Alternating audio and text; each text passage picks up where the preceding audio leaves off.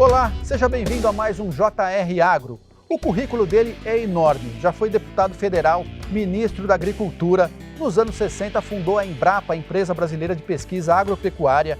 É um dos responsáveis por transformar Minas Gerais no maior produtor de café do Brasil e agora foi indicado ao Prêmio Nobel da Paz. O JR Agro recebe hoje com muita honra Alisson Paulinelli, que atualmente é presidente da Abramilho, Associação Brasileira dos Produtores de Milho. Ministro, seja bem-vindo.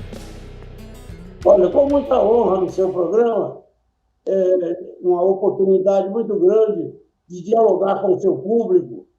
JR Agro, você sabe, todas sextas-feiras, às 7h30 da noite, pela Record News, ou então a hora que você quiser, nas plataformas digitais da Record TV.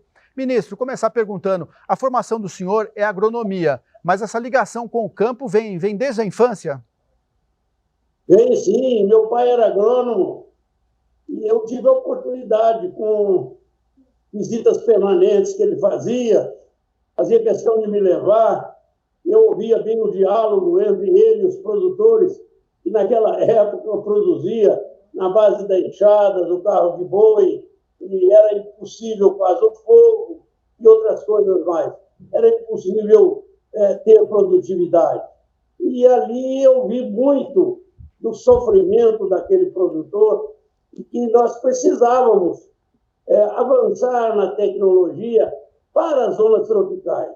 O mundo já tinha desenvolvido tecnologia para as regiões temperadas, mas as tropicais estavam muito atrasadas. E eu acabei criando na minha mente a convicção de que só mudaríamos aquele quadro através da tecnologia. E para fazer tecnologia, você tem que ter ciência, você tem que ter conhecimento. Você sabe que o conhecimento viabiliza a execução de novos trabalhos, que são inovações. E você, tendo também conhecimento, você acaba gerando uma sabedoria muito importante na vida de qualquer produtor. Ministro, a criação da Embrapa acabou virando um marco para a agricultura brasileira. Quais eram as dificuldades que o setor passava naquele momento em que vocês criaram a empresa? A Embrapa foi criada num esforço conjunto e também verificando o exemplo que tinham feito aqui em Minas Gerais do pipaeiro. O ministro que criou foi Luiz Fernando Cirne Lima. Ele criou a Embrapa e, infelizmente, 9 dias depois, teve um atrito no governo, saiu, e a Embrapa teve uma pausa, vamos chamar assim. Mas quando o presidente Geisel me chamou, eu mostrei a ele que nós só faríamos a recuperação dessa agricultura atrasada do Brasil com ciência, com tecnologia e com inovações. E que a Embrapa seria a primeira ponta de lança que nós tínhamos que lançar no nosso programa. Ele concordou com isso, nos deu todas as condições para que a Embrapa tivesse, sem dúvida, os recursos que ela precisava para fazer essa evolução. Foi o maior salto de produtividade que a agricultura brasileira teve, ministro, depois da criação da Embrapa? Os dados estatísticos estão aí. Foi uma produtividade sem limites quase. Batemos todas as produtividades do mundo inteiro. Isso foi muito importante porque foi fruto de uma ciência, de uma tecnologia, de uma inovação, que teve como base um projeto projeto público em que o governo nos deu e garantiu 3 bilhões de dólares naquela época, equivalentes, para botarmos em funcionamento 3 milhões de hectares no Cerrado. Isso aconteceu, o programa foi bem estruturado, com todo cuidado, embora ele sozinho não tivesse alcançado os 3 bilhões, que era um programa de 8 a 10 anos, até 12 anos, mas, em compensação, o efeito de indução dos produtores que tinham recursos próprios e que viam o resultado do seu vizinho, eles logo procuraram e avançaram e começaram a usar a tecnologia com o recurso próprio e que deu muito certo. Quando nós saímos, já existia em uso no Brasil mais de quase 4 milhões de hectares usados no Cerrado. Entendi. Ministro, entre todas as bolas dentro que a Embrapa deu nesse período todo, desde a criação, né, na época do senhor até hoje, qual o senhor acha que foi o maior acerto, o maior legado que a Embrapa vai deixar, já deixa para a agricultura brasileira? Assim, qual foi o maior acerto da empresa em termos de pesquisa, o senhor acha, até hoje? Não, a Embrapa sempre acerta, a bola dela é sempre direta. Ela tem feito um trabalho belíssimo. Ela não só propiciou o trabalho isoladamente, mas também em harmonia e integração com as universidades da época, com as instituições estaduais de pesquisa, fizeram um belíssimo trabalho de divulgar e espalhar a tecnologia em cada estado, como também a iniciativa privada, que foi fundamental. A Embrapa ainda trabalha muito hoje com a iniciativa privada, o produtor brasileiro hoje avançou muito, criou tecnologias próprias, já está indo. Esse, para mim, a Embrapa acertou, sim, em ter tido a condição de comandar um processo da criação da agricultura tropical que está salvando o mundo hoje. É a agricultura tropical sustentável que vai salvar o mundo de hoje. Ela virou uma referência mundial, né, ministro? Agora eu queria um caso específico, assim, por exemplo, a soja no Centro-Oeste, né? Uma coisa específica que foi a Embrapa que pesquisou e implantou. Olha, a Embrapa fez um trabalho belíssimo na mudança genética da soja, tropicalizando a soja que existia no mundo. A soja nasceu lá na China e veio para os Estados Unidos. Nos Estados Unidos, realmente, eles deram um banho de tecnologia e melhoraram. Só que a gente trazia aquela soja para aqui, ela não dava nem 20 sacos por hectare, por uma razão simples. Ela precisava de 16 horas de sol por dia. Ela, por isso, se adaptou mais lá no Rio Grande do Sul, lá no Paralelo 30, onde tinha algo semelhante a isso. Mas aqui em cima, não. Aqui em cima foi preciso que a Embrapa tropicalizasse geneticamente a soja. Ela passou a depender apenas de 10, 12 horas de sol por dia e passou em produtividade a soja tradicional que veio de lá. Isso é o mais importante. Ministro, em relação agora falar um pouco do café, né, o café em Minas Gerais, né, o senhor é apontado como responsável por esse sucesso, né, da adaptação do café em Minas Gerais. Até então era plantado no Paraná, né, exclusivamente. Qual que foi a sacada ali, ministro? Como o senhor imaginou que o solo mineiro daria um bom café? Foi um faro de mineiro que o senhor é? O governo federal, eu era estadual, tomou uma decisão de reduzir o número de café e passou a oferecer, na época, 50 milhões de covas para cada estado, Paraná, São Paulo e Minas Gerais, para que eles plantassem em melhor condição técnica, que eu achei razoável. Mas só não achei razoável que Minas só plantasse 50, por uma razão muito simples. São Paulo e Paraná tinham alternativas. Minas não tinha, era só o café com leite mesmo. Lá eles tinham, por exemplo, em São Paulo, a produção de cana, a produção de frutas, de outras, do algodão e tantos outros produtos. O Paraná, a mesma coisa. Ele produzia e produziu com muita eficiência o milho, ele produziu com muita eficiência o algodão, produziu com muita eficiência e bom ganho produtos hortifruti granjeiros, mas o café lá tinha um problema da geada. De 3 ou 4 anos, tinha um problema da geada. E aqui em Minas, não. As nossas condições de clima eram excepcionais.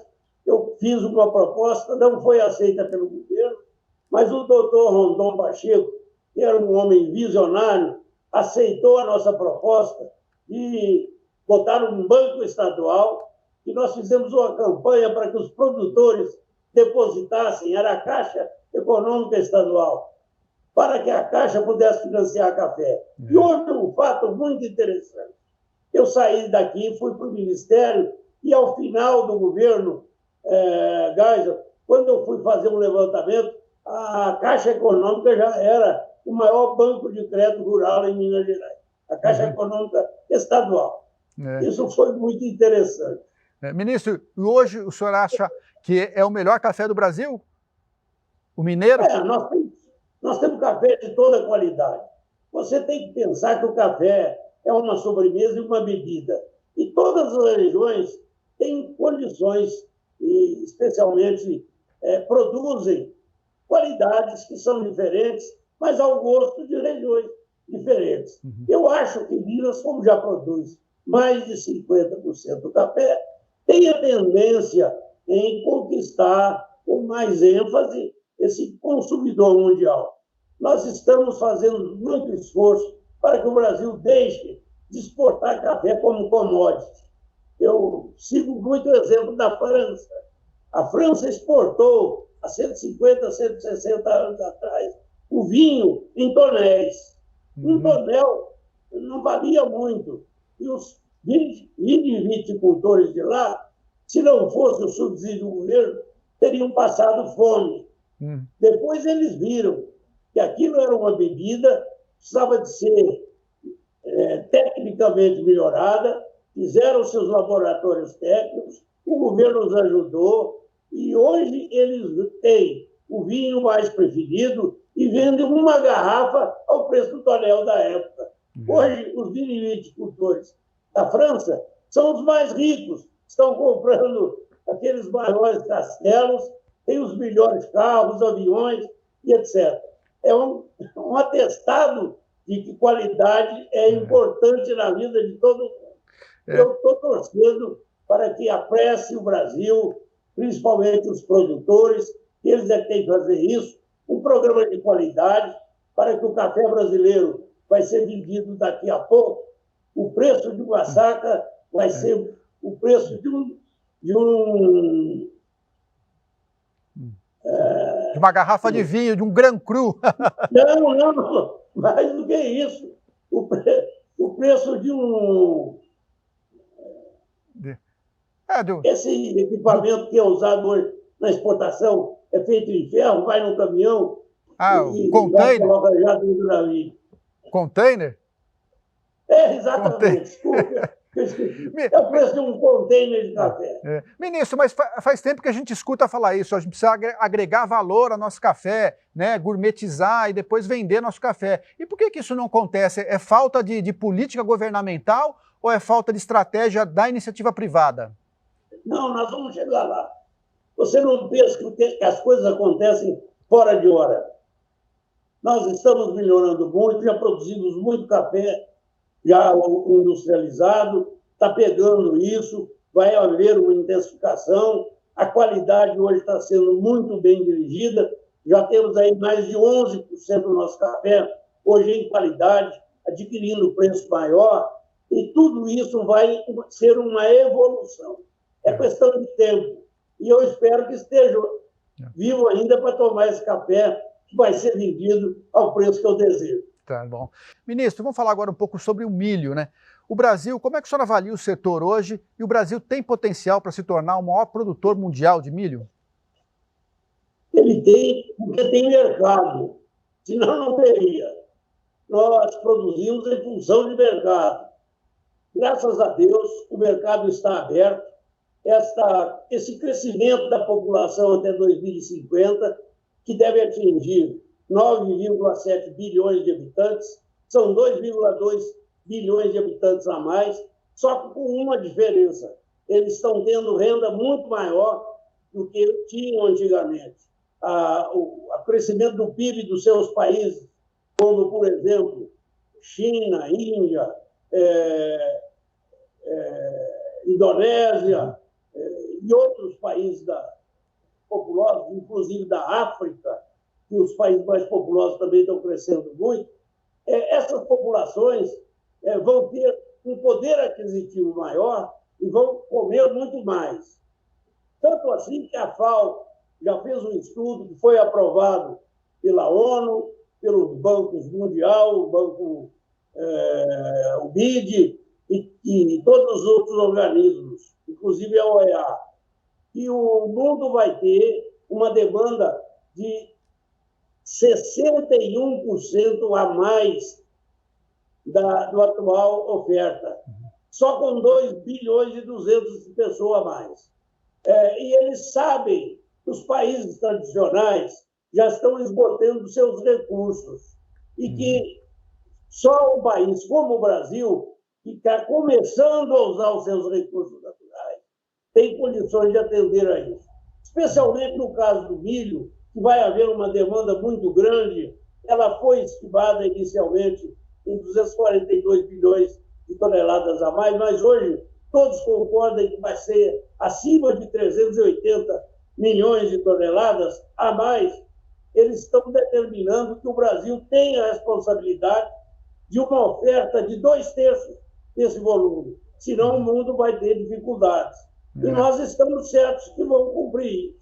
Nós não produzimos quase nada, já estamos produzindo esse ano mais de 110 bilhões de toneladas e precisamos crescer mais. Você me perguntou por que isso demora. Eu vou dizer, é preciso que haja uma confluência entre a demanda e as políticas públicas. A nossa ministra, que é excepcional, tem feito força para implantar o seguro rural geral no Brasil. Mas ela está a 1/10 do recurso que precisa. Isso significa que ela está subsidiando ou está garantindo e dando condições de seguro rural só a 9% da atual safra brasileira. Nós precisamos de ter condições de fazer seguro. O milho é um produto que no mundo inteiro depende de seguro. Veja o que eu vou dizer. O milho tem valor muito baixo. Em alguns países, eles subsidiam, os grandes produtores, subsidiam desbravadamente o milho. O Brasil, ao contrário, tributa. Isso nós temos que mudar. E o Brasil vai crescer com esse mercado que está aí e vai ser o único país capaz de atender essa demanda. Ministro, agora quando a gente fala em crescimento de exportação, a gente imagina também uma alta do preço aqui no mercado interno, né? Como fazer para conciliar aumento de exportação com a estabilidade do preço aqui no mercado externo? Porque o milho é commodity, né? E ele afeta toda a cadeia, né? De ração, de tudo. Não, essas altas são normais. Não há como você fugir delas. Sou muito franco.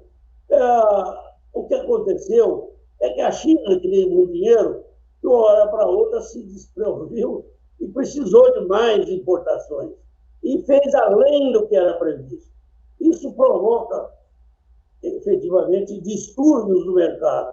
Mas eu acredito que, à medida que as safras vão se consolidando, e especialmente o Brasil vai conseguindo aumentar a sua produção e oferta, o preço vai tender a normalizar. Não há volta de preço, é normalizar apenas.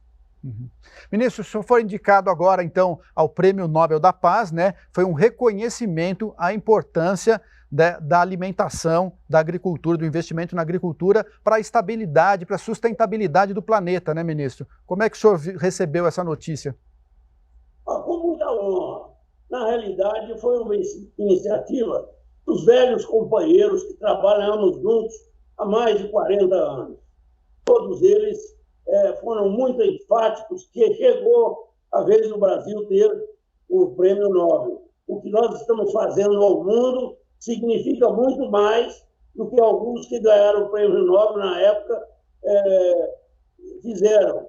E estão fazendo a minha indicação, já fizeram, e estão trabalhando de modo muito harmônico, muito inteligente, para que essa candidatura não seja apenas uma candidatura de Alisson Pauliné, seja uma candidatura do Brasil. O Brasil merece, sou muito franco. E eu, se ganhar o prêmio, quero dizer que ganhei, mas não sozinho. Ganhei com esses companheiros ganhei com os produtores, que foram os grandes artífices. Foram os produtores brasileiros que fizeram essa revolução. Nós apenas indicamos o caminho. Ministro, agora qual é o processo? Tem agora a confirmação do nome e depois o resultado final? Para quando? Eles estão agora fazendo uma averiguação do que a gente inicialmente apresentou. Eles vão fazer um trabalho agora em abril de avaliação, já selecionam um grupo, depois outro em agosto, fazem mais uma seleção e 8 ou 10 de outubro vai ser anunciado quem ganhou. O prêmio será entregue em dezembro. Ministro, esse prêmio, né, se vier, vai ser a coroação de uma carreira brilhante que o senhor teve frente à agricultura brasileira em todas as áreas. Quando o senhor olha para trás, né, esse caminho longo que o senhor percorreu, qual o senhor acha que foi a maior vitória que o senhor conseguiu? Foi mesmo a criação da Embrapa? Não, a grande vitória que eu possa ter conseguido foi ter bons parceiros. Trabalhei sempre muito aberto, consegui sempre fazer integração de esforços, trabalhar com os melhores e mais competentes cientistas que nós precisávamos, montar um sistema de extensão, ter uma boa política pública e fazer isso continuar. Eu, depois de sair do governo, não saí da agricultura, continuei trabalhando, fui presidente do conselho do projeto com os japoneses, o Prodecer, e através do Prodecer eu permaneci na luta pela conquista do Cerrado e continuo hoje com muito entusiasmo, porque eu não tenho dúvida, essa descoberta do Cerrado foi a salvação do mundo em termos de oferta de alimentos. E com a nossa Amazônia ainda totalmente com potencial subutilizado, né, ministro? A capacidade de produção ali na Amazônia a gente ainda pouco explorou, né? Muito pouco. Eu concordo com você, mas acho que a Amazônia, então, em termos de trópico úmido, tem ainda de ser preservada para que a ciência realmente conheça melhor aquilo e tenha indicações de como poder utilizar. Eu acho que temos de fazer o trabalho e nós estamos propondo fazer isso com a Embrapa, com as nossas universidades, com todos aqueles que trabalharam no desenvolvimento da agricultura tropical, para que isso surja de forma consistente e dê um exemplo ao mundo. Ministro, muito obrigado então pela presença aqui no JR Agro. Foi uma honra conversar com o senhor. A honra foi nossa. Eu vou repetir, esse prêmio pertencerá-se por ganho ao Brasil. De qualquer forma, eu já me sinto responsável pelo apoio, carinho que estou recebendo e fazer mais pelo Brasil. Posso garantir que vou. Obrigado. JR Agro fica por aqui, você sabe, nosso programa toda sexta-feira às 7h30 da noite na Record News, ou então a hora que você quiser assistir nas plataformas digitais da Record TV. Até a próxima.